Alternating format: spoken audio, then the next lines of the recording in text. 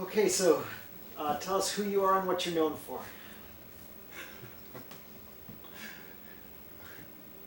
Okay, yeah. Let's make this difficult right now. I'm James O'Barr, and I'm best known for a book called The Crow, which has been made into one good film and several bad ones. TV show, some multi-platinum albums. It's in 13 languages, I think. And actually, here's a good thing for you. The author's edition is coming out this month, June. That has 30 additional pages material. So the book is finally going to be how I like it. You know, I always intended it to be. So and I figured, you know, it's like, you know, I'm still a fan at heart too. So it's like if I always feel cheated when I buy something all over again, and really there's just not enough new material. There's some pinups in the back. Well, you know, I just paid $30 for a book I already have for 2 pinups in the back, and you know, and a bad monologue at the beginning. So I wanted to make sure if people were going to buy this all over again, that it was going to be worthwhile. So I actually spent like a year going back and redrawing some of the pages that were taken out from old faded photocopies, because most of that artwork was given away or lost or given to charities. And so I'm really happy with it. It's, you know, it's finally the way I wanted it. And they're going to do a really nice job with the printing now. It's not, you know, it's not printed on a web press like it was back in the day.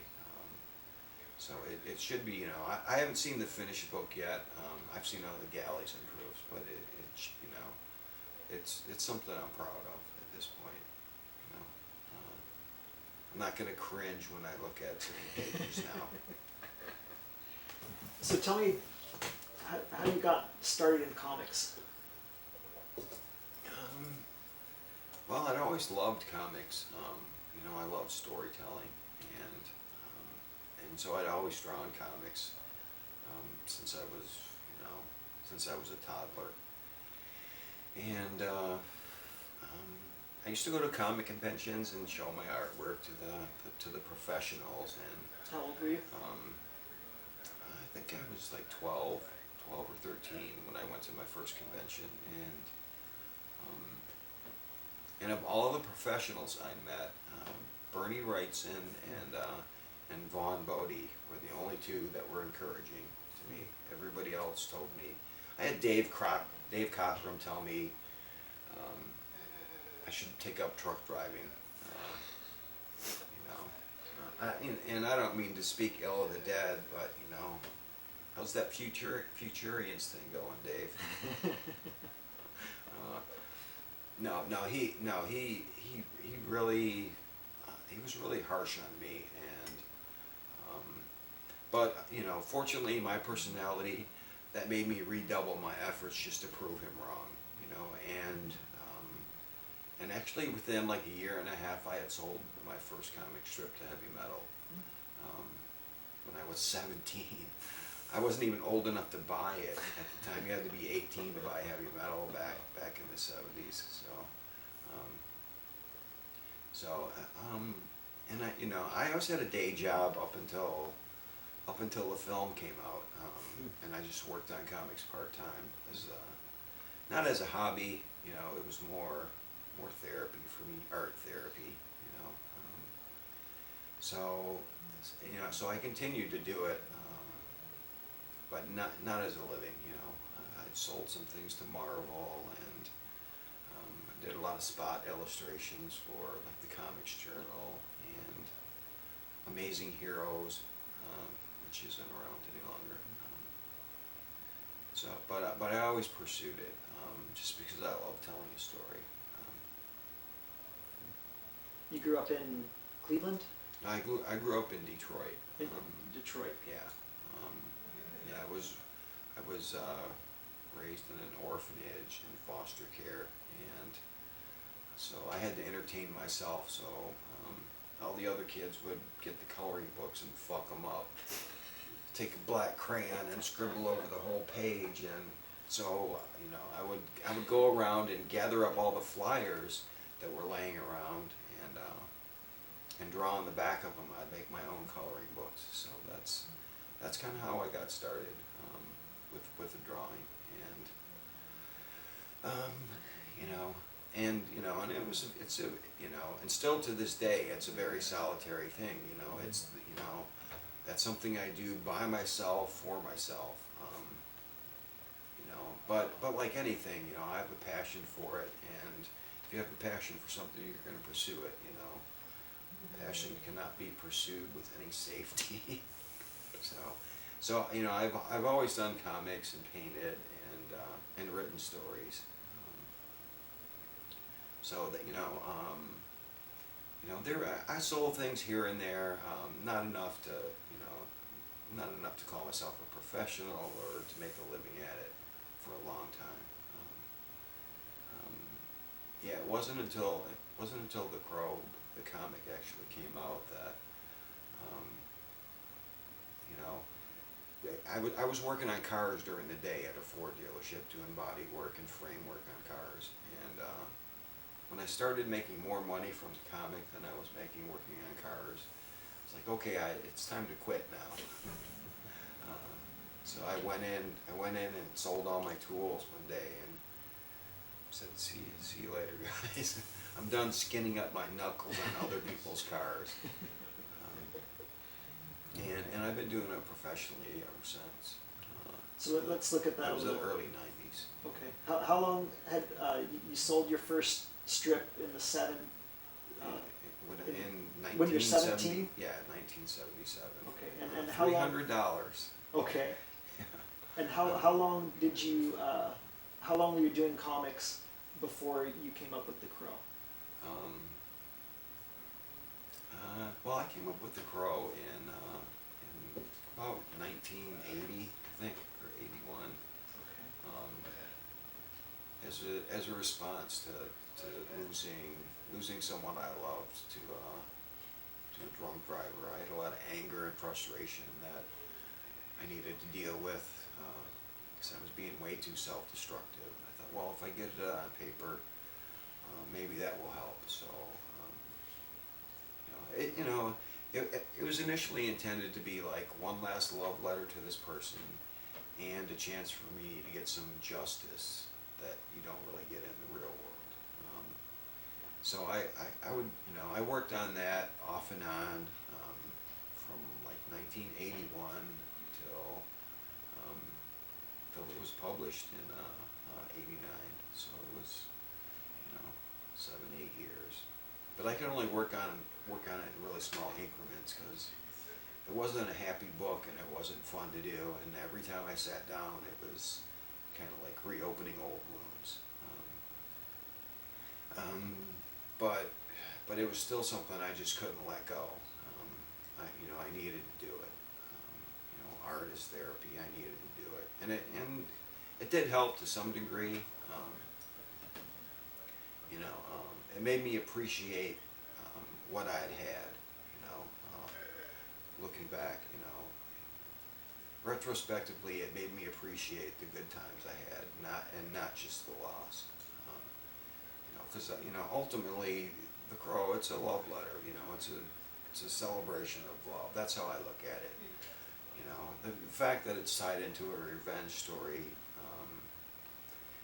to me, that's just kind of an ancillary thing. That's not really what it's about. Which is probably why I have so many female readers. It's because it's a romantic book. I think that Comic Journal, somebody did a poll, and The Crow was like the polar opposite of every other comic out there. It had 60% female readership and 40% male, and no one could really figure that out. But I think it was the romantic element, the real love is forever element. Come here, little prop. How you said you were working on it for that period of time, and were you able to get it published right away? No. I did like the first 30 pages, and actually I didn't when I was working on it, I didn't even think about publishing it because it was really personal. You know, it was kind of like my diary. And but at one point, it was getting really expensive to do using the materials of the day, zip tone and duo shade board, and it was just, it was costing me a lot of money to do. And I looked around at some of the other stuff that was out there. I thought, well, this, because that was right when the black and white explosion thing was kind of happening. And well, half of these things look like they were drawn with a ballpoint pen on notebook paper. At least mine is, it's brush and ink on Bristol board. So I sent it around to every publisher out there, and not a single one got it. It was either too gloomy or too violent, or it had no, he doesn't have any superpowers, or what is he? Is he a vampire? Is he a zombie? What is he? So just nobody really got it at all. I think, goth hadn't hit America yet, so I was way ahead of the curve on that. It took another 6 or 7 years for the mass public to understand what angst in music and art was. Do you remember how many publishers you sent it out to? Pretty much every publisher that was out there. So how many was that at the time? Probably 15 or 16. And did you get responses from all of them, or what percent? About half of them wrote back, and it suggested I would change things, take out all these gloomy scenes, no one wants to see their hero crying. Well, shit, everybody cries, why can't I show that in a comic? So I continued to work on it, but the idea of publishing it was, that was on the back burner. And were you doing other work at the time, comics work? I was doing, various things, that was about the time I was doing pinups for the Comics Journal and a lot of the fanzines and things, just because I love to draw, and because the book was so hard to work on, I couldn't spend all my free time working on it. Besides, I was married, and I had to give my wife some attention at some point.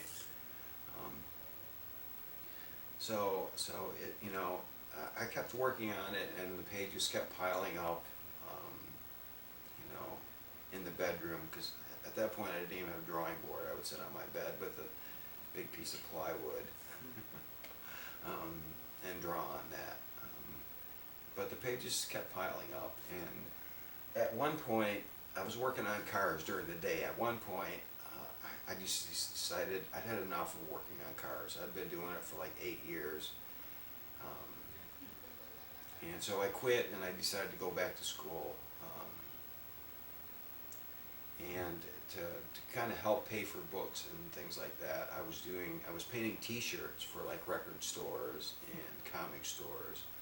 And one of the comic stores I went into was owned by this guy, Gary Reed. And I don't know, it was just this really odd coincidence that Vince Locke and Guy Davis and me were all going to this same comic store. And so Gary Reed saw all this talent coming in on New Comic Day, and none of us were really doing anything at the time. We were all still drawing and working, but not really publishing anything. And how old were you? I was older. That was '89, so I was older.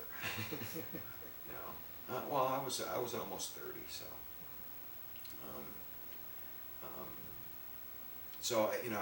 He asked us all, "Do you guys got anything you're working on?" I was thinking about starting a publishing company, and so we all brought in our stuff, and he liked everything. He didn't like The Crow. He just did not get it. He was another one of those people that just did not get it, and I don't know if it's a cultural thing, if you've, because I grew up very poor. Had to scrape for everything, school of hard knocks, and I think if some people, if they come from a privileged background, or you know, or they've never had that big loss in their life, that they just didn't get it, they didn't understand it. To them, it was like a bad foreign film, you know, a foreign film blurred, you know, with bad subtitles. They just didn't get it, and I don't think he got it either. But fortunately, at the time, comic books were printed on this big thing called a web press, and you had to print 4 comics at a time. So he needed an additional comic to go with The Realm and these little fairy books that he was doing. Well, he was doing Dead World as well. So, but he needed, you know, he needed to have 4 books to turn into the printer, and so the Crow got in there that way. And you know, and much to his chagrin, you know, it outsold all the other books like 7-1, which he still did not get. Just, you know, but I think the fact that somehow it ended up in record stores as well as comic book stores because of all the musical references in it. I think that really helped the sales a lot. So it, you know, that's how Caliber Publishing was run out of the back of a comic book store. He took all the gaming tables out and started, you know, and started a publishing company in the back. It wasn't, you know, this big mammoth place with offices, you know. It was a back room with a toilet, you know, a toilet and a table. Do you know how many copies the first print of the first issue sold? Well, they printed 5,000 copies the first time around, and I thought they were crazy. You know, I'm like, I mean, I knew there was an audience for it out there, but I didn't know how big, and on top of that, I didn't know how they would find it. You know, with all the other superhero X-Men nonsense that was on the shelves, I didn't know how they would find it, or if they would. So you know, when I saw like 10 cases of books there, I thought he was insane for printing that many. But then it went into, you know, 7 printings, so it you know, it was a phenomenal seller for them. In fact, I think it kept Caliber in business for about a year. And then the movie people came calling. How did they approach? Somehow, some directors or producers got a hold of it, because that was like right when the Batman film came out, and suddenly comics were hot again, the Tim Burton Batman film, and so they went around looking at comic book properties, and actually, I think the first person was Rachel Tallahee. You know, and then I talked to Sam Raimi about it at one point, and who's also from Detroit. And he's like, I would really love to do this, but I just did this movie called Dark Man, and it seems really similar. And I mean, honestly, I still have never seen Dark Man, so I don't know, you know, what the similarities are, but that was his reason for not doing it. You didn't see it in protest. Well, actually, I was kind of offended by it, you know, by him saying that. Well, I already, by him essentially saying, well, I already made this movie, Yeah. you know. Like, well, fuck you, Sam. Let's see where your career goes.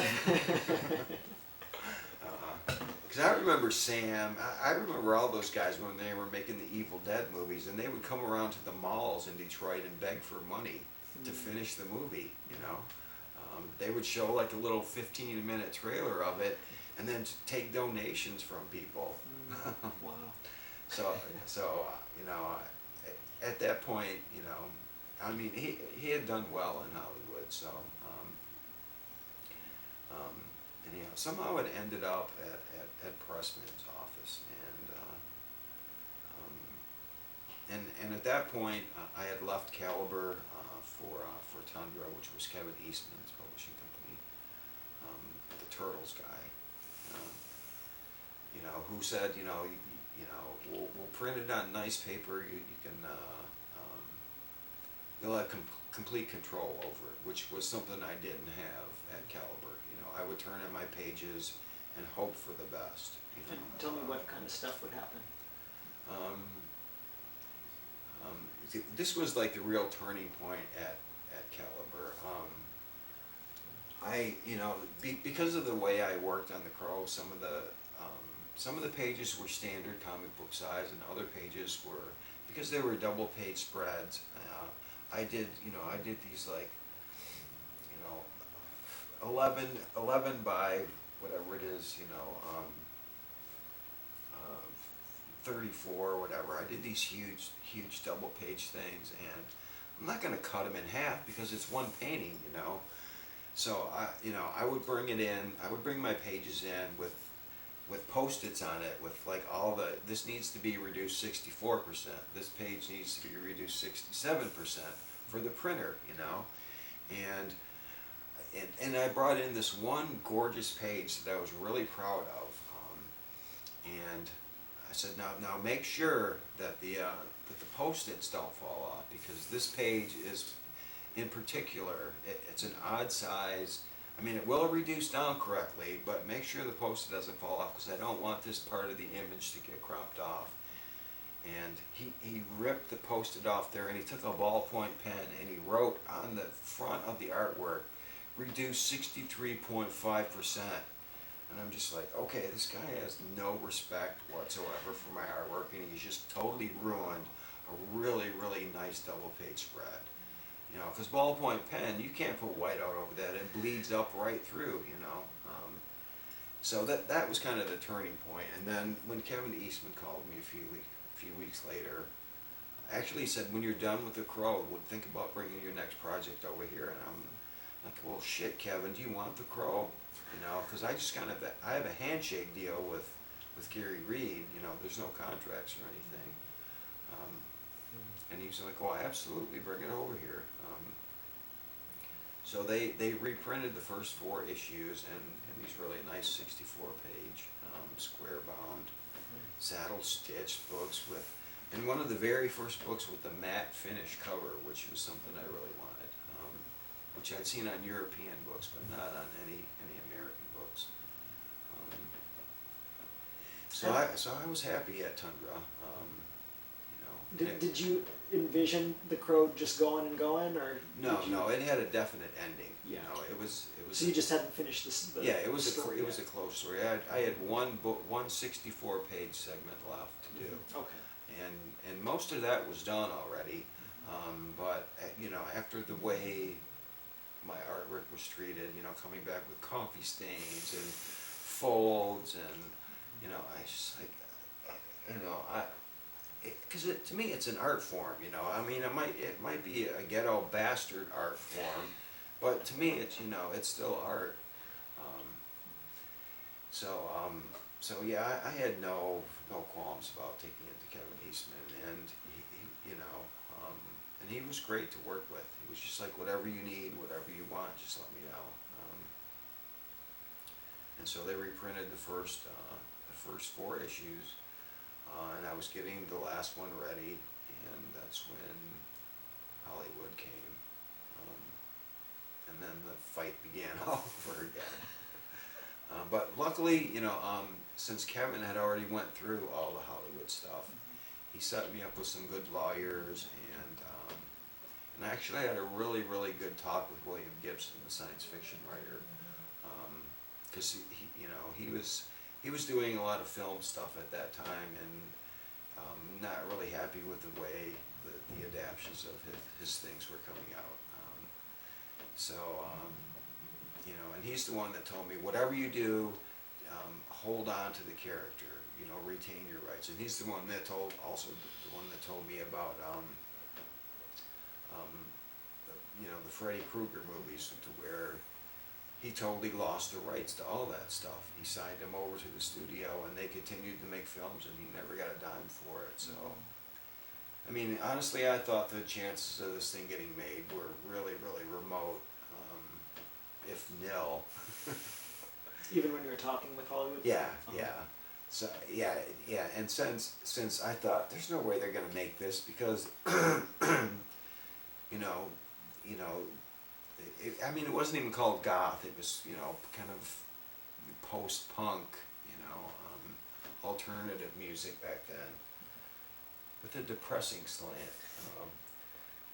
That hadn't made it over to the U.S. yet. It was still a big thing in Europe.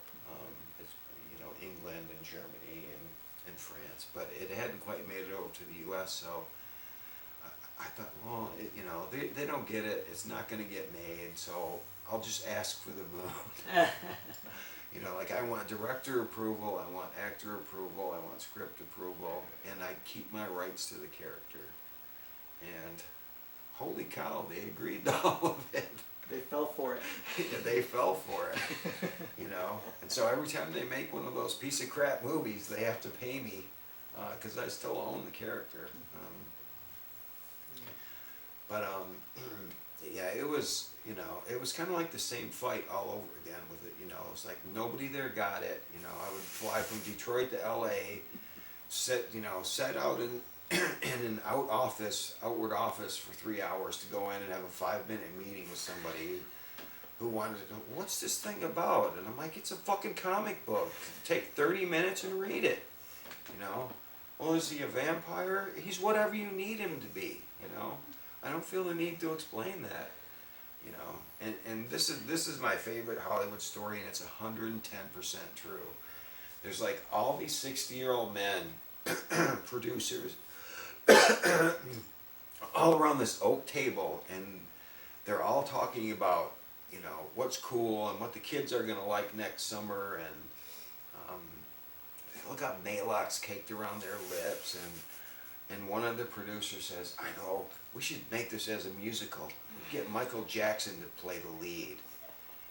And I swear to God, at first I thought he was joking, and so I was laughing so hard, I had snot bubbles. I was laughing so hard, I was falling out of my chair. Then I realized he was 100% serious, And I'm just like, oh dear God, these people do not get it. They do not understand. And so I just got really frustrated, and lots of storming out of meetings and slamming down phones, and they'd send me scripts, and I would just write ha ha ha on them and send them back. So finally they were like, well, who do you want to work with? And William Gibson had mentioned John Shirley to me, saying he had done some nice stuff and he knows how to deal with Hollywood. So I got together with John Shirley, and I wrote him like a Bible and backstory to all the characters for him to work from. And honestly, it's like 90% of what's on the screen is what was written by John Shirley. David Scow was kind of like the on-set guy to rewrite things.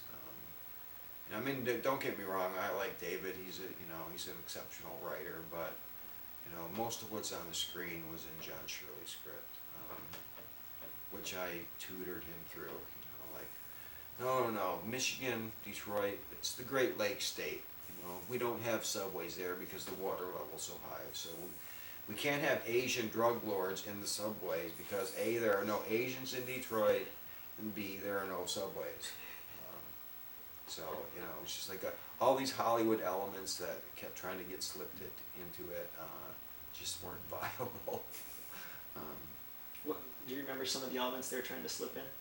Yeah, it was basically they tried to turn it into like Lethal Weapon with zombies, and it was just like it was just like this cop killer revenge thing, and they totally missed the whole romantic element of it. I'm like, John, it's not that dense, It's the outlaw Josie Wales told in a gothic setting, So eventually we all got a script we were happy with, and they sent me Alex Proyas's demo reel, and if a director can keep me interested and stuck to the TV for 90 minutes with just commercials, I'm like, okay, this is the guy for it,